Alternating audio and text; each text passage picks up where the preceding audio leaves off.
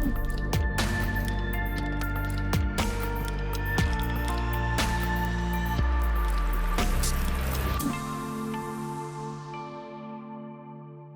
everyone and welcome to the new season of the Not So Daily Show. I'm Mwangi. And I'm Noor Haddad and we're your new hosts. Here are some of the top stories we'll be covering this week from inside Education City, and we'll bring you updates from the FIFA Club World Cup matches. Next, Black History Month, we'll be covering the experience of what it's like to function as a black student inside an EC university and the community itself. But before you dive into the news, let's do a quick recap of some of the major events that happened in EC around this time. The second round of the FIFA Club World Cup matches kicked off on February 1st at the Ahmed bin Ali and Education City Stadium. This caused road closures that hindered transportation and food delivery services in and out of Education City. Students were also notified that the Qatar Foundation shuttle services, the Student Center, as well as the university campuses would remain closed for the duration of the matches. Professor Jocelyn Mitchell and Professor Venus Jin from Northwestern University in Qatar received a 700,000 Qatar National Research Fund grant to study women entrepreneurship in Qatar. Professor Mitchell faced criticism from several students and alumni online regarding her credibility to do the study based on the racially insensitive email Mitchell had posted on her blog in 2008 about Qatari women. On February 16th, Professor Torsten Menge and a few other NUQ faculty released a joint statement regarding the QNRF grant and the recurrent institutional racism at NUQ, stating, "The necessary first step in healing our community is to clearly acknowledge the wrongs committed and the harms they have caused." Protesters also commented that a Qatari woman should have been chosen for this award rather than a Westerner without the necessary cultural competency to understand Qatari women. Northwestern University Medill School of Journalism, Media, Integrated Marketing Communications is also celebrating its centennial this year. Go Wildcats! The Ministry of Public Health has announced that the age threshold for COVID-19 vaccination has been lowered from 65 years of age to 50. At the moment, Qatar will only be receiving vaccines from pharmaceutical companies, Pfizer and Moderna until further notice. Now on to our top headlines. As everyone knows, Qatar will be hosting the FIFA World Cup 2022 matches and the preparations are well underway. The past week's FIFA matches took place in some of the completed FIFA 2022 stadiums around Qatar, the Ahmed bin Ali Stadium and the Education City Stadium. Construction on the stadiums continued all through last year despite the spread of COVID-19 and the mandatory quarantine restrictions. The Supreme Committee for Delivery and Legacy has promised all 8 stadiums will be completed well before the World Cup. 3 of the 8 stadiums have been fully inaugurated and have been operational in the past year, while the rest are in various stages of construction. Lusail Stadium, hosting 80,000 seats, will be the biggest stadium and will be the location of the final World Cup 2022 match. Many of you may be wondering what the difference is between the FIFA World Cup and the Club FIFA World Cup. As a person who's also a football fan, I completely understand. The FIFA World Cup is an event in which countries that qualified for the World Cup send their best team to represent their country, whereas the Club World Cup, independent football clubs such as FC Bayern Munich or FC Palmeiras participate in the tournament representing their team and not the country they're from. Those of you who are lucky enough to get the tickets to the finals, I hope you had fun. Now we have some special guests here at NUQ to play a game with us. We have Michaela, who is a Bayern fan, and Marcelo, who is a Palmeiras fan. Who knows more about the FIFA tournaments? Let's find out. Okay, so we're going to start with our first round of questions. When was the first World Cup? Uruguay. Well done, well done. Next question. What is the country that won the World Cup the most? Brazil. Nice. Third question. What is the president's name? FIFA president's name? No idea. Any answers? No idea. That's fine. It's Gianna Infantino. Ah, yeah. Okay, next question. How many FIFA World Cup cups did Qatar host? 2. Nice. Which team won the FIFA Club World Cup in Qatar this year? Bayern Munich. Well done, well done. We have a Munich fan here. Thank you so much for participating in our show today. Good luck to your teams in the 2022 tournament. I can't wait. Before we jump to our main story this week, Black History Month, let's take a look at what our reporters Wase and Asma found out about the fans around the stadiums.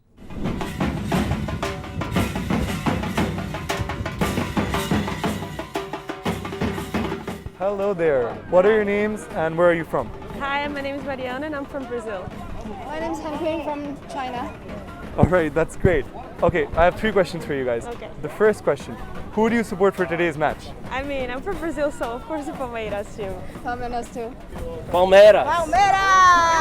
Palmeiras. How has your experience in Qatar been so far? I mean, it's amazing. Even with the pandemic, I feel safe. Everyone is happy, and that's it. It's amazing, dude. Getting here today, it's a privilege to be here, you know? To root for Palmeiras and be able to attend this match today, it's something unbelievable. Okay, this is the last question, but it's a trick question, okay? What does FIFA stand for? Federação You got that right? Internacional. You got that right? Football. What's the A? Associação. I know it's in French, that's all I know. For what does FIFA stand for? Football International Foundation Administration. That was not quite, but you guys are close. Thank you, Wase and Asma, for your insightful segment. A question I have always had is why February for Black History Month? According to the ASLAH, Association for the Study of African American Life and History, Black History Month commemorates the birthday of Abraham Lincoln and Frederick Douglass, both of whom are significant figures in the Black history with the Emancipation Proclamation in the United States. This year, the theme for Black History Month is the Black family, representation, identity, and diversity. This theme is all about exploring the roots and breadth of the Black family across states, nations, continents, and within the African diaspora. As we explore the idea of the Black family all across nations, we would like to draw your attention to the Black family here in Education City and listen to their experiences of what it means to be Black, not only in university, but in Qatar as well. For Black students first coming into EC universities, they find an immediate second home in the Black Student Association that are within their universities. Over the years, these associations have become platforms where Black people have gathered to celebrate their shared culture and engage other individuals with an interest in Black culture. In the past, EC's Black African community associations have hosted events and facilitated eye-opening discussions within their universities. GUQ's Black Student Association has hosted Afro Nights celebrating African food, dance, and art. They've collaborated with NUQ's very own African Students Association, ASA, to talk about important issues such as colorism. NUQ's ASA itself has hosted Afro chats with professors and scholars on the topic of xenophobia or Black misrepresentation in the media. They've petitioned the university to broaden the curriculum to include more courses on Black history. CMUQ's African Student Association has also hosted important discussions regarding the theme of representation of the African continent and its people. They've informed and educated people on the demeaning image that the continent of Africa is sometimes captured in. All of these associations are important actors in fighting against anti-Blackness and racism in the EC community. Today we're joined by Cindy, who is part of the founding team at NUQ's African Student Association, here to talk about their personal and institutional experiences on race in the EC community. Welcome, Cindy. Great to be here. So, Cindy, in what ways do you think the EC community has grown since the creation of such associations? The association has grown immensely over the last almost 2 years. When we first began, we were only a group of 5 people, and today we're more than 50 active members. So our next question is, what do you think are some of the institutional challenges the universities you go to or the universities in EC have for Black people? So what I mean by that is by curricular limitations, service trips, mental health, cultural competency, and the power dynamics between professors and students of color. I think there's a lack in all you have mentioned. If I'm to talk about the curriculum, for example, the founding members of the ASA have asked the administration to bring in the African Studies minor as a way to diversify the curriculum. It's something we're yet to see. There are a number of times where students of color have felt threatened or have faced microaggression in class, and teachers did not come in to intervene in those situations. And it had to force us to be the ones to speak about these things, which again, as a student, you shouldn't be forced to be the one to intervene in a time like that. So what do you think about your experience studying in an American university, studying in Qatar? I feel like both US and Qatar are countries with long histories of slavery. Do you think that the prejudice and the racism you experience here is a different brand than what one might experience in the US? There is a difference. Interestingly enough here, when we did raise concerns regarding racism and microaggression in this country, we were quickly dismissed. And there are claims that racism does not exist in this country. People were saying it's a very diversifying and welcoming nation, and which is why we were more ready to talk about these things, because people did not seem to be aware or educated about the extent to which racism is perpetuated and exists in this community. In your opinion, how did the BLM movement that really sparked off in the US, how do you think that translated in Qatar? I don't think it translated much, to be honest. Now, I do acknowledge that people in the academia, and mostly students in EC, did bring up conversations regarding the racism, microaggression in this country, and that was something, but I don't think it did translate like it translated in the US. Not only because we were quickly dismissed, when NEQ released a statement saying they're still going to support, more students of color, and when they say they're going to bring certain activities and programs to enable that, we haven't seen that. We haven't seen them bring any of those things they promised. So until today, I don't think much has translated. So I want to talk about the Black in Education City Instagram page.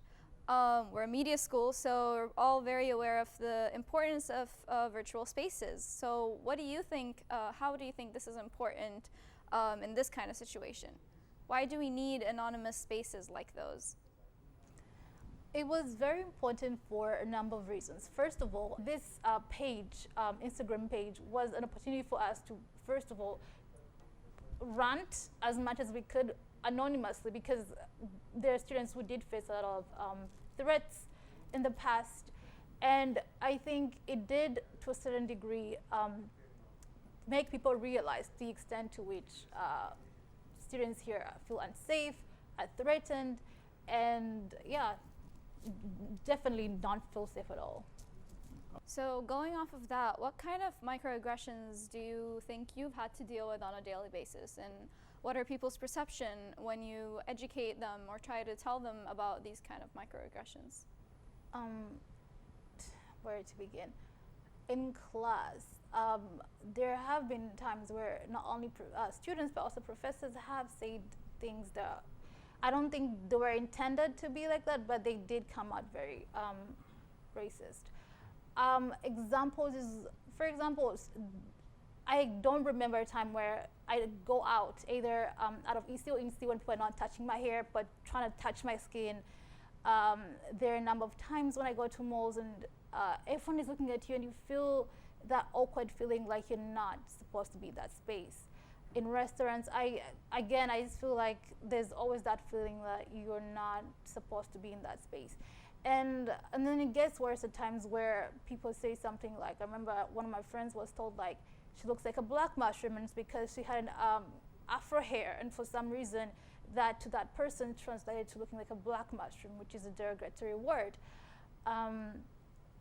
There have been, I think there's just always a continuous cycle of disrespectful actions and rhetorics that people do not realize are harmful. And when you're trying to address these things, people are always going to come out very defensive. And I do understand, because of the cancel culture, no one wants to look racist. And that's a problem, because then we cannot have a conversation how to end these things if no one wants to admit these things already exist in the first place. So people will be like, oh, I didn't mean it, or I didn't insinuate it, but then go on to say the same thing all over again. So that cycle should end, and we should have these conversations, and the only way to have them is people starting to agree and be humble enough to accept your your racist comments. Be humble enough to understand that the person who's coming out is the one who's a victim of your actions. So kind of based on that, how much support do you feel like your institution gives you as a black person? So how has the ASA or other black communities helped you feel heard or have protected you? NEQSA is, I mean, the fact that we're able to have this space is something. I think it does create a safe space for us to bring up these issues in the first place. But in a larger sense, if we're to talk about what we have achieved in the past 2 years, really NEQ has made promises that we're still waiting for them to be met. The deans, they promised us a number of things, including a new minor, including the fact that they're going to be teaching both students and professors about these things, but we haven't seen enough action being happening. And so I cannot come here and say they have done enough. But I think all I can say, like, the fact we have a space is itself something. Thank you so much for such a wonderful discussion and for your insight. Thank you. So this month, as we celebrate the achievements of both historical and contemporary great figures in Black history, such as Rosa Parks, Martin Luther King, Barack Obama, Kamala Harris, we also remember the lives and deaths of each Black person that was a victim of police brutality. Breonna Taylor, Ahmaud Arbery, George Floyd, in just this last year alone. As you say their names, remember Black Lives Matter this month and every day of the year as well. To learn more about what being Black in EC means, we recommend that you check out more of the stories and testimonies on the Instagram page, Black in Education City. And finally, here is some great content we would highly recommend you watch in honor of this incredible month. Classics such as Hidden Figures, Moonlight, 12 Years a Slave. Watch new releases like I May Destroy You and Judas and the Black Messiah, and a documentary titled Black Art in the Absence of Light. Events that are happening this month to commemorate the season include a show on Al Jazeera called Studio B Unscripted. Some NUQ students were invited to this event as active members of the audience, engaging in discussion and Q&A surrounding issues of race, prejudice, class, and gender. This will be a great opportunity for the EC community to continue the conversation on race and learn from each other. Though NUQ events may be restricted because of COVID, keep an eye out for meetings and discussions hosted by the ASA online. We wish you a very happy Black History Month. Now for COVID updates. The average number of COVID cases per day was 515 as of February 15th. This is a large number considering the small population of Qatar and since the number of cases had stabilized at the end of the last year. As the numbers slowly increase, we expect that new restrictions will be set in place again. Please always wear a mask in public and avoid contact as much as possible. That's all we have for you today. Thank you for tuning into the Not So Daily Show, and we hope to see you next time. Thank you.